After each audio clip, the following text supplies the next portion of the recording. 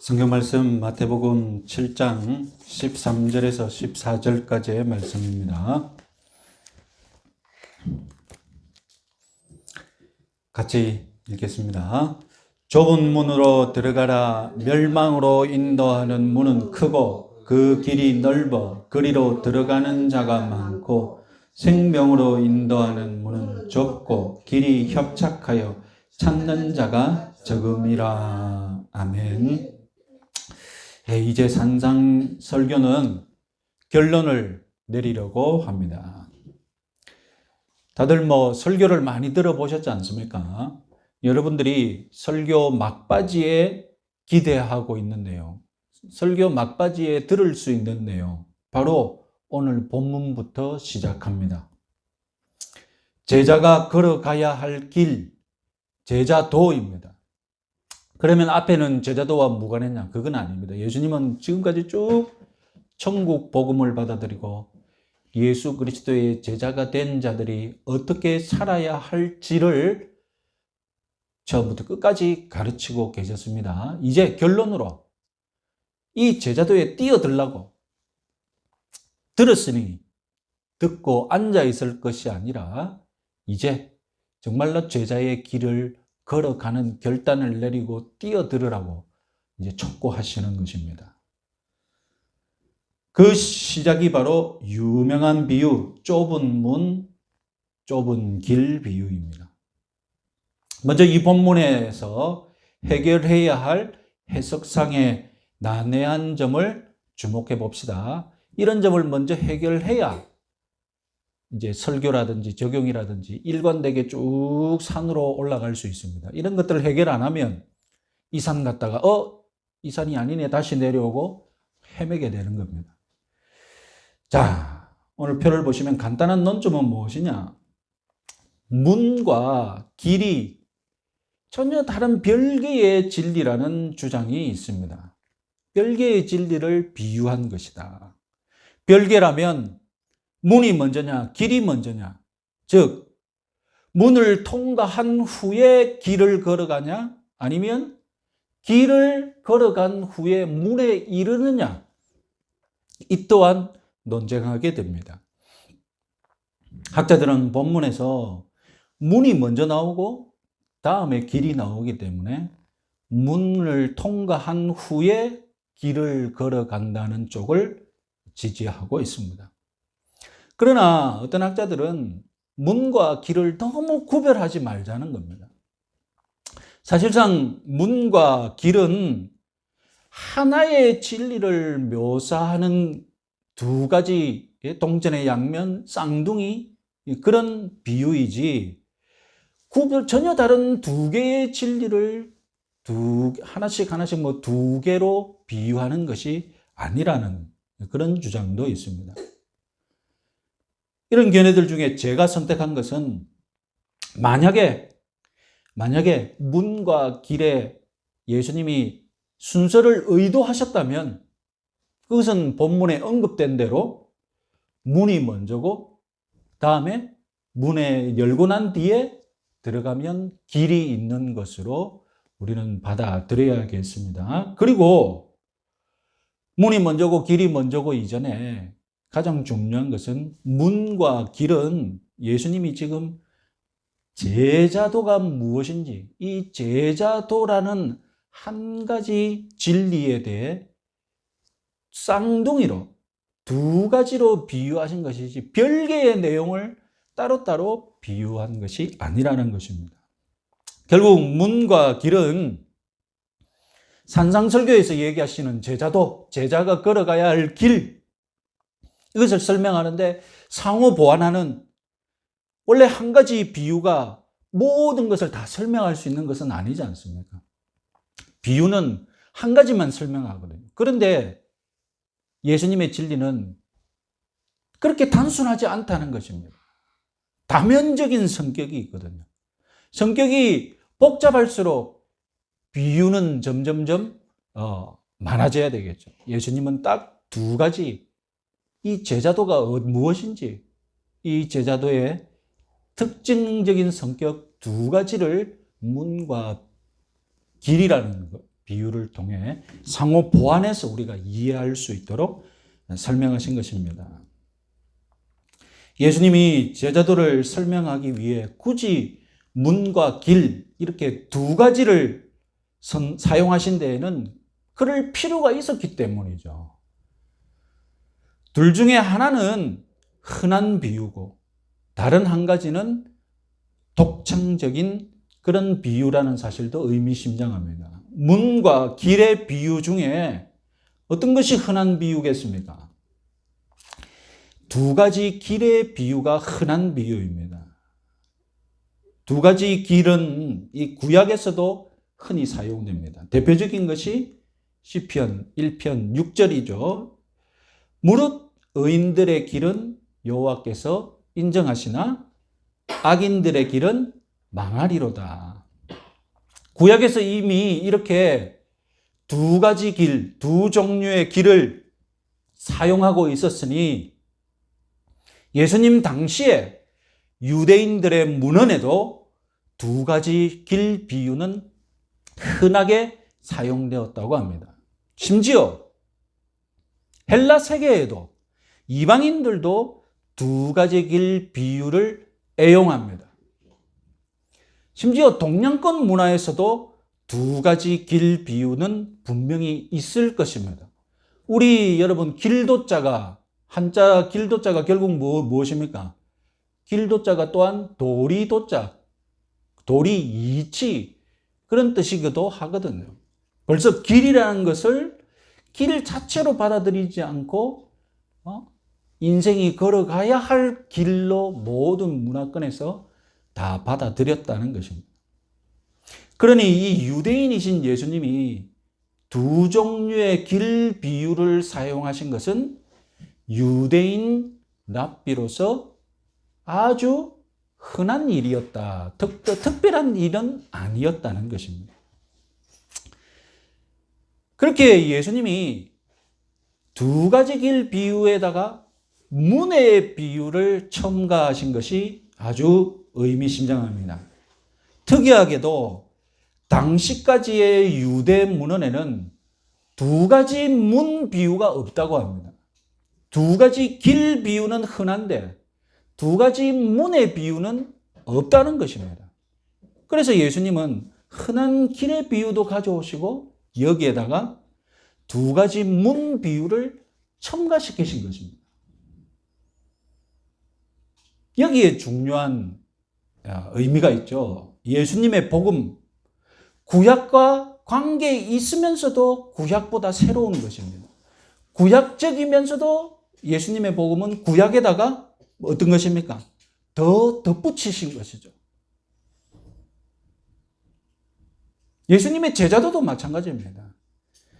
당시 유대인들이 실천하고 있었던 유대인들의 제자도, 구약적인 제자도 두 가지 길을 걸어가는 악인의 길 그리고 의인의 길 이걸 실천하고 있었어요. 유대인들은. 예수님은 그것만으로는 부족하다는 겁니다. 두 가지 길을 가는 것만으로 부족합니다.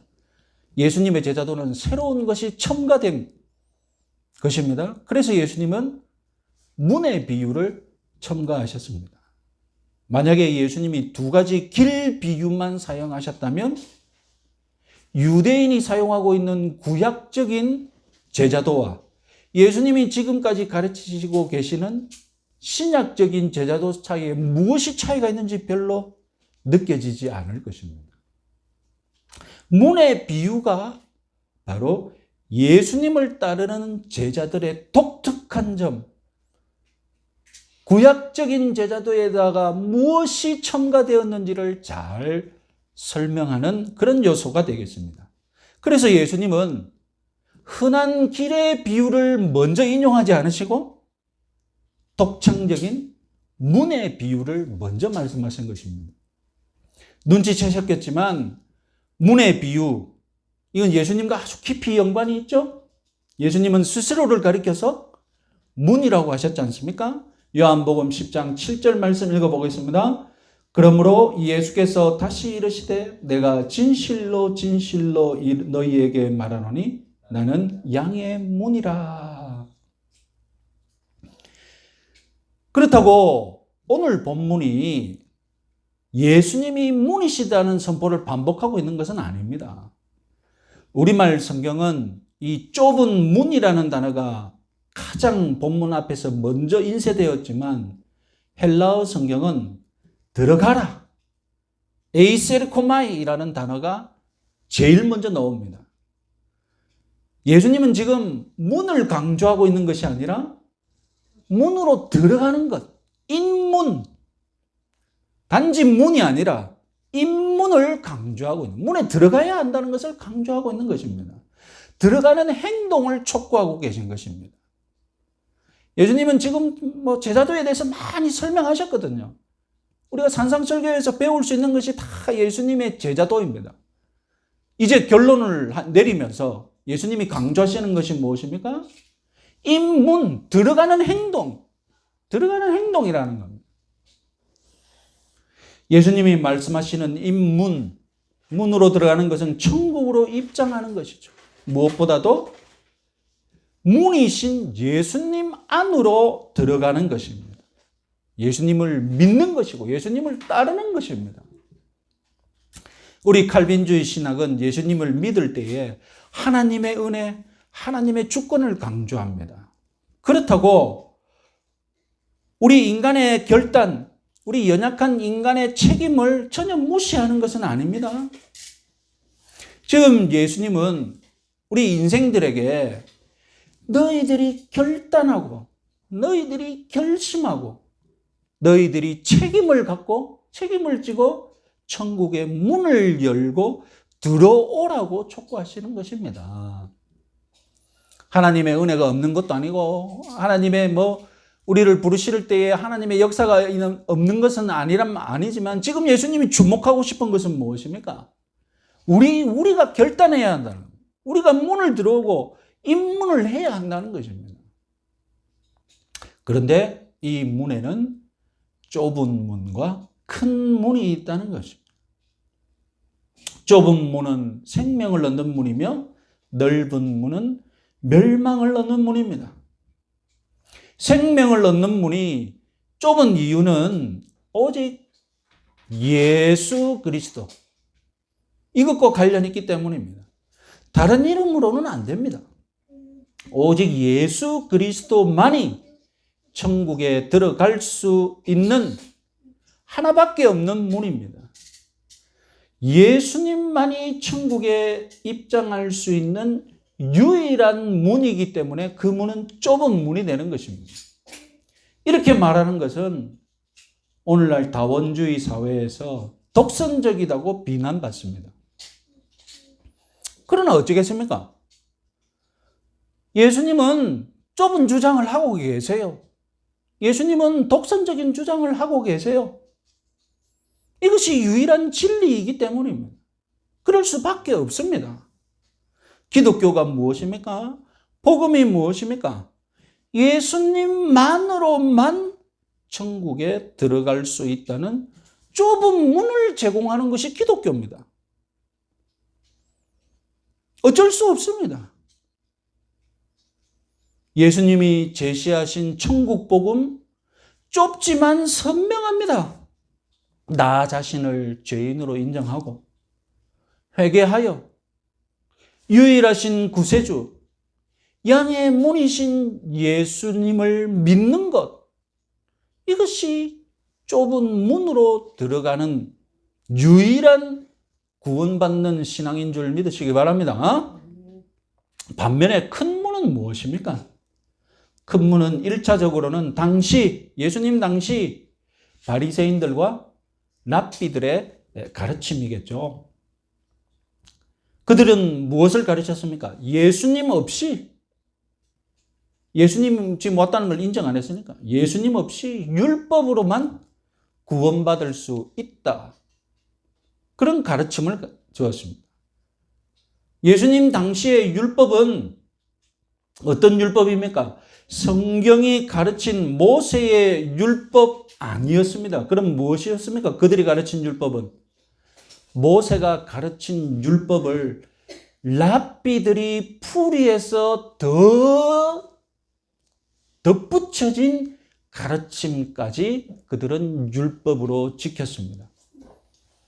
예를 들어 안식일 율법은 주일에 일하지 말라는 것인데요. 랍비들은 어떻게 했습니까? 랍비들은 무엇이 일이고 무엇이 일이 아닌지 수십 가지를 풀이해 놓았습니다. 그들에게 율법은 무엇입니까?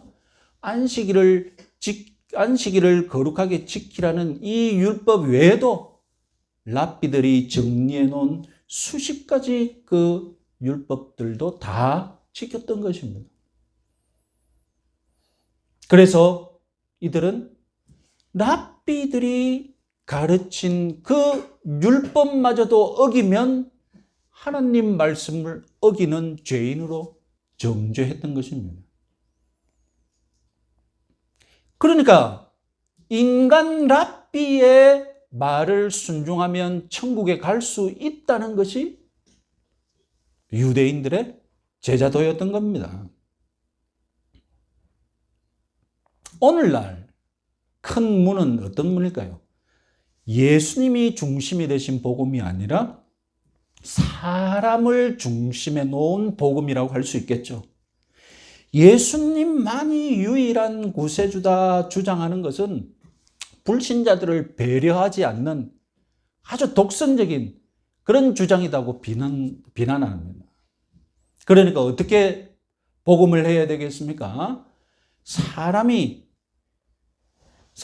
자기 좋은 대로 편하게 천국에 갈 수 있는 여러 방법들을 제공해야 한다는 것입니다. 그래서 좁은 문이 아니라 큰 문을 만들어 놓고 이것도 어느 정도 괜찮고 저것도 어느 정도 괜찮고 다 입장할 수 있는 큰 문을 제공하자는 겁니다. 사람들이 편하게, 불신자들이 들어오기 좋게. 그러나 예수님은 단호하게 선포하십니다. 큰 문은 멸망에 이르는 문이다는 것입니다. 여러분, 문을 크게 짓자면 사실상 문이 필요 없게 됩니다. 생각해 보세요. 문을 자꾸 크게 지으면 결국 문이 없는 셈과 똑같습니다. 크게 지어서 문을 왜 열어놓습니까? 크게 지어서 문을 열어놓을 이유가 없어요. 차라리 문이 없으면 더 좋아요. 크게 짓자면. 결국 큰 문은 문 자체를 부인하는 문입니다. 우리에게는 문이 없다는 겁니다. 문을 만드는 이상 문은 정확하게 좁을수록 좋습니다.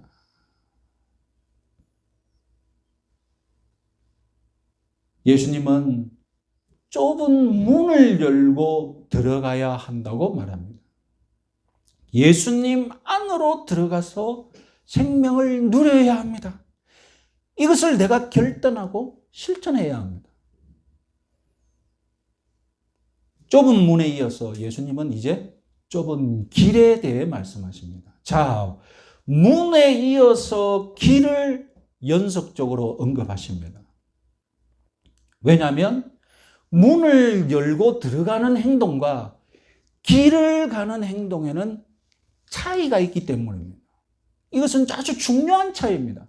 예수님과 관련된 신앙, 우리가 제자의 길을 가는, 내가 예수님을 믿는다는 것과 관련해서 문을 열고 들어가는 행동과 길을 가는 행동은 아주 극명한 중요한 비교되고 대조되는 차이점이 있습니다. 잘 생각해 봅시다. 문을 통과하는 행위 어떻습니까? 단번에 신속하게 이루어집니다.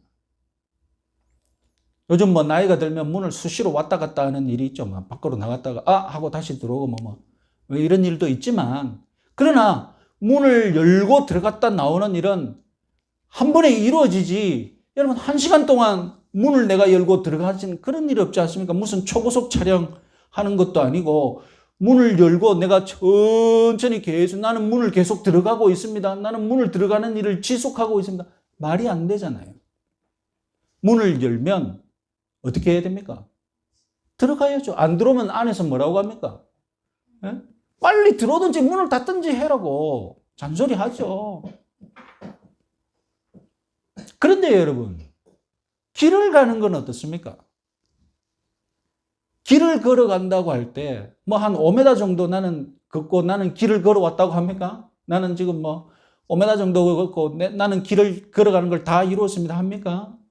길을 걸어간다는 것은 꾸준한 일입니다. 그렇잖아요. 길을 걸어간다는 것은 꾸준하고 지속되는 행동입니다. 1분 정도 걷고 뭐 내가 길을 걸어왔다 뭐 이렇게 말하는 사람은 없습니다. 내가 지금 길을 걷고 있습니다. 이렇게 말하는 사람은 그죠? 못해도 뭐 수십 분 이렇게 계속 지속적인 길을 걸어가는 거예요. 그래서 모든 문화권에서 길은 곧 무엇의 대명사입니까? 인생의 대명사잖아요. 그렇잖아요. 길은 곧 모든 문화권에서 길은 곧 인생의 대명사, 인생을 비유하는 것으로. 왜냐하면 길은 꾸준히 지속적으로 걸어가는 것이기 때문에. 반면 문을 열고 닫는 것은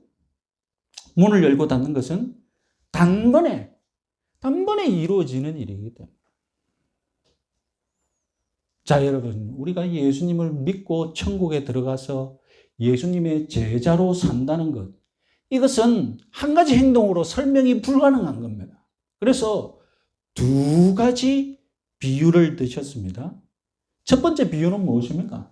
문을 열고 들어가는 것입니다. 이것은 어떤 행동입니까? 단번에 결정적으로 결심해서 반드시 즉시 이뤄내야 합니다. 그래서 내가 예수님을 믿겠다. 내가 이제 과거의 잘못된 일을 청산하고 회개하고 예수님을 믿어야 되겠다. 예수님을 따라가야겠다.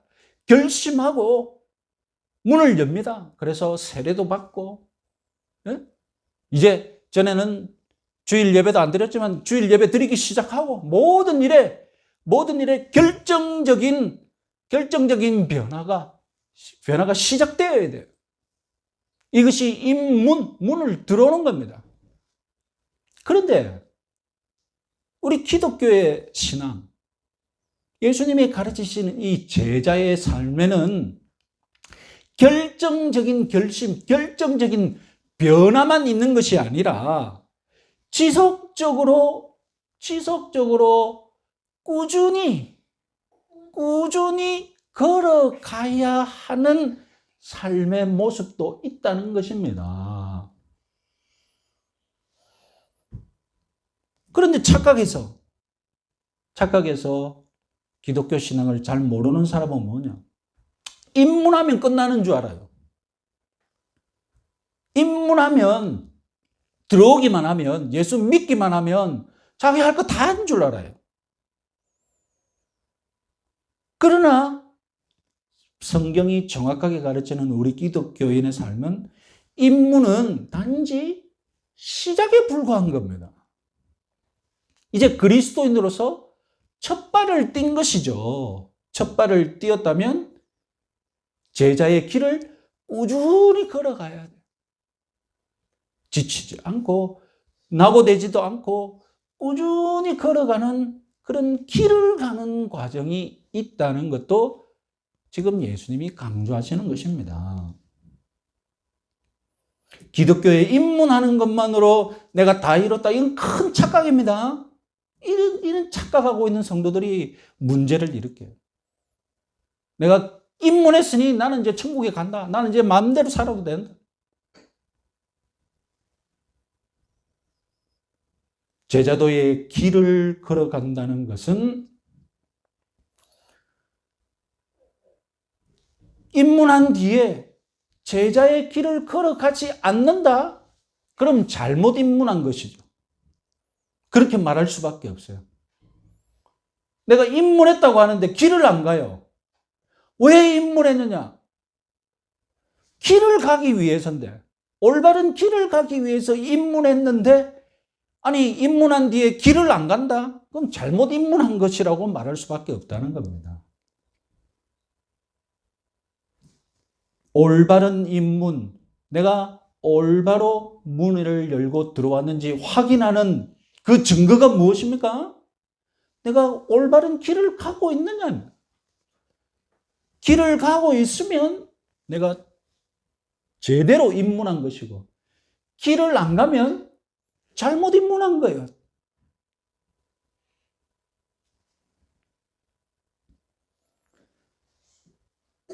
언제인지 모르지만 우리는 주님 만나실 그날까지 꾸준히 길을 걸어가야 할 나그네임을 믿으시기 바랍니다. 자, 그런데 예수님은 이 길에 대해서도 두 가지 길이 있다고 말씀합니다. 큰 문을 열고 나오면 연결된 넓은 길이 있고, 좁은 문을 열고 나오면 연결된 좁은 길이 있는데, 예수님은 특별히 이 좁은 길은 협착하다라고 독특한 설명을 붙이셨습니다.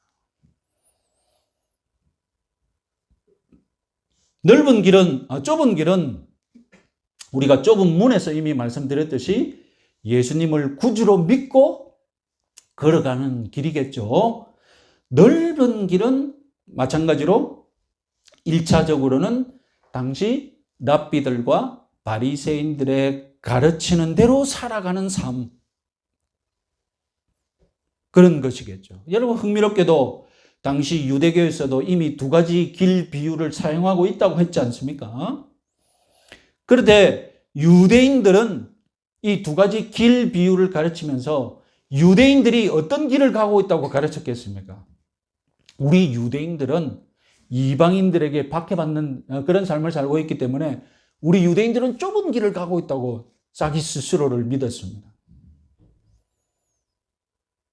그래서 어떤 유대문헌에 따르면 의인들의 길은, 곧 유대인들의 길은 좁아서 한 명 갈 수 있는 길이다라고 말할 정도로 자기들을 좁은 길로 가는 사람으로 믿었습니다. 그러나 예수님이 보시기에 예수님의 좁은 문을 통과하지 않으면 그 길은 좁은 길이 아닙니다. 예수님의 문을 통과해야 좁은 길이지.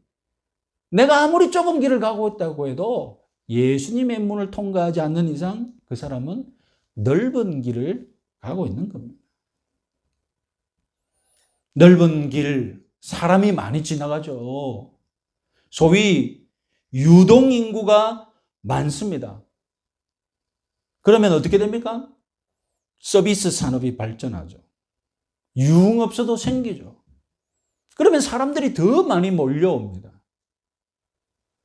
이렇게 넓은 길에는 즐길 것이 많습니다. 아이 쇼핑하기도 좋고, 맛집 생기면 또 사 먹으면서 돌아다니기도 좋고, 길이 넓으니까 교통도 편하고, 이렇게 넓은 길에는 우리 본능, 우리 눈요깃거리, 이런 우리들의 욕망을 채워줄 수 있는 것들로 채워지기 시작합니다. 넓은 길의 특징입니다. 그러니 이 넓은 길은 우리들의 욕망을 채워주면서 결국 우리들의 욕망을 따라 멸망에 이르게 하는 그런 길이라는 것입니다. 좁은 길은 반대입니다. 좁은 길은 사람도 없고 서비스 업소들도 들어오기 힘들고 그러면 재미가 없는 길입니다. 여러분, 우리 제주도에는 특별히 그 골목길 좁은 길 가보면 그 가로등 하나도 없는 거리가 있어요. 8시만 지나면 7시만 지나면 캄캄하게 어둡습니다. 왜 그렇습니까? 사람이 안 다니니까 가로등 설치할 일도 없는 거예요. 특별히 그 길이 비포장도로라면 예수님 당시에는 전부 비포장도로였죠. 거의 비포장도로라면 걷기도 힘든 도로가 됩니다. 경사가 있다면 더 힘들죠. 세상에 좁은 길만 있다면 다 그런 줄 알고 막 참고 가겠는데,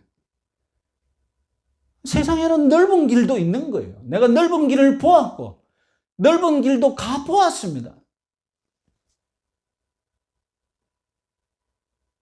넓은 길이 어디에 있다는 거 알고 있습니다. 그런데 이제 예수 그리스도의 제자들은 그 넓은 길을 의도적으로, 고의적으로 부인해야 합니다. 거부해야 합니다. 좁은 길이야말로, 좁은 길을 가겠다는 것이야말로 넓은 길이 주는 모든 그런 눈요깃거리들, 즐길거리들, 편안함, 이런 것들을 거부하며 살겠다는 것, 포기하며 살겠다는 것, 자기 부인의 삶이 되는 것이죠. 넓은 길을 가는 이유가 꼭 뭐 놀거리가 많아서, 볼거리가 많고 먹을거리가 많아서 꼭 그런 것만은 아닙니다. 넓은 길을 가야 할 가장 큰 이유는 단지 많은 사람들이 그 길을 가고 있다는 것입니다. 절대 다수가 선택했다는 이유만으로 나도 그 길을 가야 한다고 설득당하는 것, 그것만으로도 충분합니다. 왜냐하면 절대 다수가 넓은 길을 가는데 내가 안 가겠다는 것은 내가 외톨이로, 내가 스스로 고립되는 것이잖아요. 내가 소외당하는 것을 내가 스스로 자초하는 것이잖아요. 내가 스스로 위험을 당하겠다는 뜻이지 않습니까? 많은 사람들과 같이 있으면 안전하거든요. 편안하거든요. 내가 유달리 튀지도 않고. 심지어는 무슨 일이 생깁니까? 왜 편한 길 놔두고 불편한 길로 가냐고 조롱과 비난을 받게 된다는 것입니다. 오늘 본문의 좁은 길의 좁다의 헬라어 이 스테노스는 첫 번째 뜻은 공간적으로 비좁다는 뜻이지만, 비좁으면 막 서로 부딪히잖아요. 부딪히고, 그래서 그 뜻이 확장이 되어서 고통스럽다는 뜻도 함께 가지고 있습니다. 그러니까 좁은 길은 곧 고통스러운 길이에요. 힘겨운 길이에요. 예수님은 좁은 길이 협착하다고 하셨는데, 이 협착의 헬라어도 고난과 고통을 의미하는 헬라어와 뜻이 같습니다. 같은 동적어입니다. 그러니까 여러분, 좁고 협착한 길은 좁아서 걷기 힘들고 고통을 주는 길이며, 그래서 협착한 길은 걸을 때마다 고난을 당하는 길이라는 것입니다.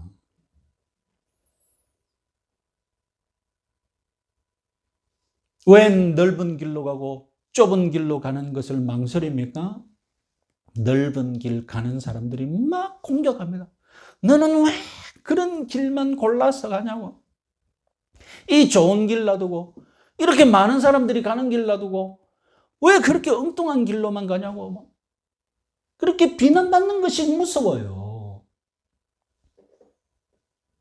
그래서 다수의 길, 넓은 길, 세상의 길로 많은 사람들이 따라가는 겁니다. 그러나 좁고 협착한 길, 고난의 길을 가는 사람은 세상 사람들이 주는 상을 기대하는 것이 아니라, 세상 사람들의 칭찬을 기대하는 것이 아니라, 은밀한 중에 계신, 은밀하게 상을 주시는 하나님을 바라보고 가는 사람들이죠. 내가 문이라고 자처하셨던 예수님은 또한 내가 길이요 진리라고 선포하셨지 않습니까? 예수님은 제자들에게 자기 십자가를 지고 나를 따라오라고 하셨습니다. 그러니까 예수님을 따른다는 것은 예수님처럼 고난의 십자가를 지고 간다는 것입니다. 그러니 그 길은 고통의 길이고 고난의 길이고 비난의 길이 될 수밖에 없는 것입니다. 예수님은 이미 산상설교를 통하여서 예수님을 따르는 예수님의 제자가 된다는 것이 얼마나 힘든 길인지 충분하게 설명하셨습니다. 우리가 본성대로 하고 싶은 것, 그것은 예수님을 따라가는 길이 아닙니다. 예수님을 따라가는 길은 우리가 예수님을 믿으면서 새롭게 받은 새로운 영적인 본성을 따르는 길입니다. 원수를 사랑한다는 것, 그거 어디 쉬운 일입니까? 우리들의 육체로는 불가능한 일이죠. 예수님이 우리에게 주신 새로운 본성을 따라 우리는 원수를 사랑해야 합니다. 그런데 넓은 길로 가면 넓은 길에서 뭐라고 가르칩니까? 원수를 갚아야 된다고. 보복해야 한다고. 얼마나 여러분 마음이 시원하겠습니까? 원수를 갚는다면. 외식하지 않는 것, 이것도 여러분 말이 외식하지 말라지 쉽지 않습니다. 넓은 길을 가면 많은 사람들이 칭찬해 줍니다. 잘하고 있어, 잘하네. 그 넓은 길에서 기도하고, 여러분 바리새인들 특징이 뭐냐면 기도할 때 넓은 길의 코너에서 기도한다고 예수님이 마태복음 6장에서 여러분 기도하셨지 않습니까? 바리새인들의 특징은 넓은 길에서 기도하는 거예요. 많은 사람들이 봐야 하니까. 우리들의 신앙도 신앙생활 한다는 거, 넓은 길에서 얼마든지 신앙생활 하고 싶어요. 그러나 은밀하게 계신 주님 앞에서 은밀히 기도한다는 것, 이건 좁은 길로 가는 거예요. 쉽지 않죠. 넓은 길에서는 내가 준 만큼 받아라는 상호주의를 가리킵니다. 그래서 내가 주고 선을 좋은 것을 서로 주고받는, 네가 안 줘? 나도 안 줘. 상호주의를 가리킵니다. 그러나 예수님은 무엇을 가리키셨습니까? 네가 못 받아도 네가 받고 싶은 것을 남에게 먼저 주라고 가르치지 않습니까? 내가 먼저 주라, 손해보더라도, 저 사람이 나에게 주지 않더라도 먼저 대접해라. 여러분, 이런 길을 어떻게 해야 우리가 갈 수 있겠습니까? 이런 길을 간다는 것이 정말 가능할까요? 가능하니 예수님이 초청하셨죠. 이런 길을 갈 수 있는 방법, 이 좁은 길을 갈 수 있는 방법, 먼저 한자 길도자에서 배울 것이 있습니다. 여러분 아시다시피 길도자는 이치도자, 도리도자를 뜻하기도 합니다. 그런데 여러분 한자 길도자를 자세히 보시면 다음 길도자를 보시면 머리 숫자와 갈착자가 붙어 있습니다. 그리고 갈착자는 발족자가 변형된 겁니다. 그러니까 여러분 길도자는 그 뜻을 하나씩 분석해 보면 무엇과 무엇이 붙어 있는 겁니까? 발과 머리가 붙어 있는 거예요. 이 길도자입니다. 물론 한자 변형을 연구하는 전문학자들은 왜 길도자가 발과 머리가 있었을까? 이렇게 주장하는 학설이 있습니다. 그것까지는 말씀드릴 필요 없고, 저는 제자도라고 할 때 우리가 도자를 길도자로 쓰고 헬라어도 마찬가지고 모든 문서에서 길도자를 쓰는데 이 길도자가 우연의 일치로 사람 발과 머리로 이루어졌다는 것을 우리가 나름대로 흥미롭게 주목하고 생각해 볼 가치가 있다는 겁니다. 제자도의 내용을 가르친다는 겁니다. 자, 도의 밑부분에는 발이 있습니다. 이것은 우리 기독교 신앙에서 대조를 해보면, 적용을 해보면, 우리는 천국 백성이지만 제가 누누이 강조했죠. 우리 발은 어디에 있는 사람들입니까? 우리 발은 땅을 붙이고, 우리 발은 땅에 붙어 있는 사람들. 우리는 땅의 현실을 무시할 수 없고, 우리는 땅에 매여 있는 연약한 존재입니다. 그런데 예수님은 우리들에게 산상설교에서 우리들의 눈과 머리를 어떻게 하라고요? 우리들의 마음을 어떻게 하라고요? 마음을 하늘을 보고 하늘을 바라봐야 돼요. 발을 띄어서 둥둥둥 하늘로 떠올라라가 가르치지 않으시고, 우리가 발의 땅에 붙어 있는 것은 절대적인 변함없는 현실이니까 발은 땅에 붙어 있지만 너희들의 눈과 마음은 하늘을 바라보라고 하셨지 않습니까? 우리들의 머리는 어떻게 해야 됩니까? 우리들의 머리는 하늘을 향해 있어야 돼요. 우리들의 발은 땅을 딛고 살지만 우리들의 머리는 우리 제자도입니다. 우리 기독교의 제자도예요. 우리는 땅을 열심히 걷고 다니고 땅을 열심히 갈고 농사 짓고 살아야 합니다. 그렇지만 우리들의 머리는 항상 하늘에 있지, 하늘의 도를 바라보고 살아야 합니다. 그래서 여러분, 예수님이 누누이 말씀하셨지 않습니까? 눈이 좋아야 한다. 우리 눈은 무엇을 볼 수 있는 눈이어야 합니까? 우리가 제자도를 잘 걸어가기 위해서 절대적인 조건이 무엇입니까? 은밀한 중에 상을 주시는 하나님을 볼 수 있는 눈이 있어야죠. 그래서 좁은 길을 가는 재미가 있죠. 은밀한 중에 상을 베푸시는 하나님을 보지 못한다면 사람들의 상을 쫓을 수밖에 없어요. 세상이 주는 상을 쫓을 수밖에 없고 넓은 길로 갈 수밖에 없어요. 항상 하늘을 향하여서 머리를 두는 그 사람이 이 땅의 좁은 길을 갈 수 있다는 것 믿으시기 바랍니다. 자, 좁은 길을 잘 걸어가는 또 다른 방법은 무엇이 있겠습니까? 그것은 다름이 아니라 좁은 길에 맞게 걸어가야 합니다. 무슨 말이냐? 좁고 협착한 길에는 많은 것을 지고 가면 힘들죠. 많은 것을 지고 갈 수도 없습니다. 좁은 길에는 수레도 가져가기 힘들고, 그래서 협착한 산길로 간다면, 경사진 높은 길을, 그 좁은 길을 간다면 가기 전에 어떻게 해야 합니까? 어떤 뭐들을 해야 합니까? 저 길은 힘드니까 버릴 것은 버리고 포기할 것은 포기하고 최대한 몸을 어떻게 해야 됩니까? 최대한 가벼워야 좁고 협착한 길을 갈 수 있어요.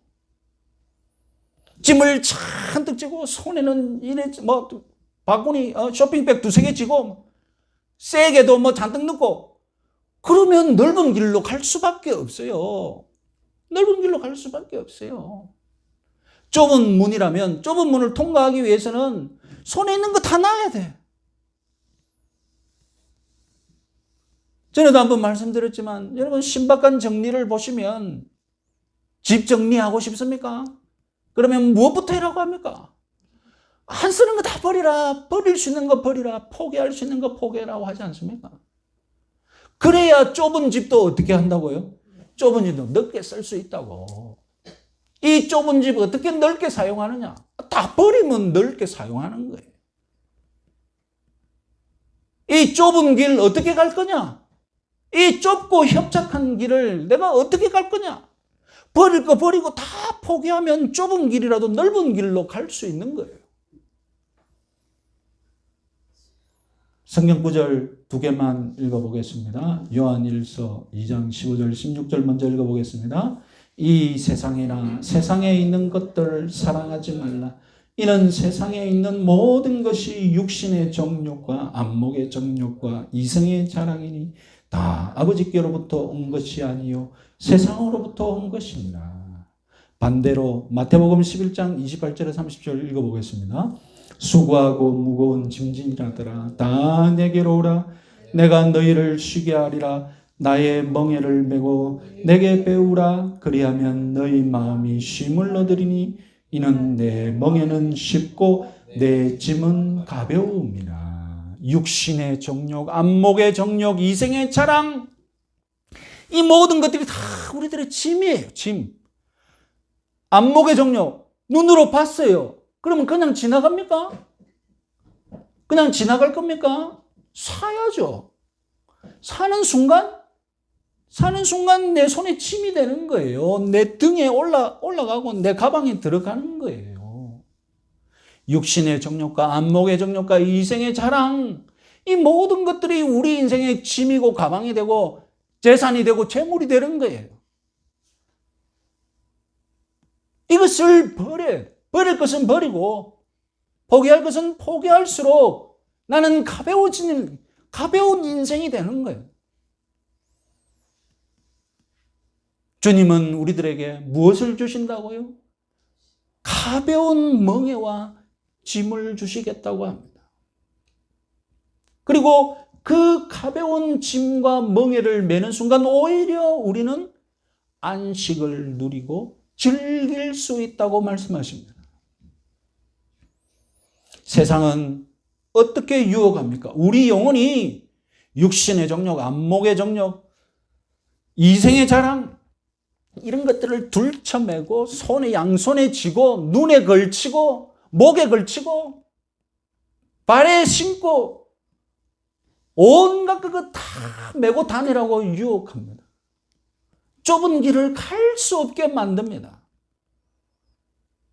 여러분 좁은 길을 가려면 최고의 복장이 무엇입니까? 다 버려두고 등산복 딱 가볍게 입고 그런 넓은 길을 가려면 브랜드 있는 옷, 좀 삐까번쩍한 옷 입고 폼 나는 옷 입고 색깔을 또 깔맞춤 해야 되고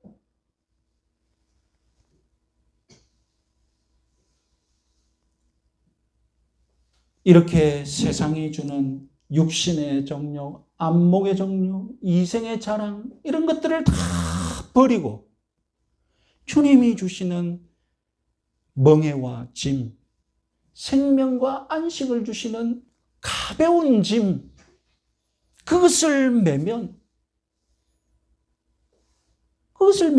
알고 보니 그것이 주님이 우리에게 주신 십자가죠. 그 멍에와 짐, 십자가 무거운 줄 알았더니 메어보니 가벼운 거예요. 어떻게 가볍습니까? 무거울 건데 어떻게 가볍습니까? 주님이 동행해 주시기 때문에. 주님이 동행해 주시기 때문에. 그래서 우리는 기쁨으로 십자가의 길, 고난의 길을 그 협착한 길을 걸어갈 수 있는 것입니다.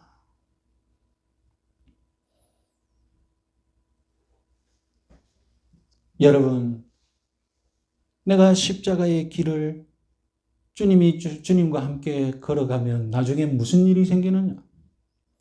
오늘 본문 14절에서는 찾는 이가 적다. 적지만 찾는 이가 있다고 하지 않습니까? 네? 찾는 이가 없는 게 아니거든요. 좁은 길을 찾아서 가는 사람들이 있습니다. 그래서 기어이 그 길을 가는 사람이 있습니다.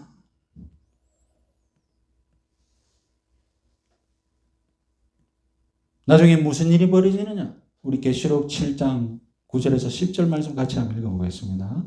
이 일 후에 내가 보니 각 나라와 족속과 백성과 방언에서 아무도 능히 셀 수 없는 큰 무리가 나와 흰옷을 입고 손에 종려가지를 들고 보좌 앞과 어린 양 앞에 서서 큰 소리로 외쳐 이르되 구원하심이 보좌에 앉으신 우리 하나님과 어린 양에게 있도다 하니.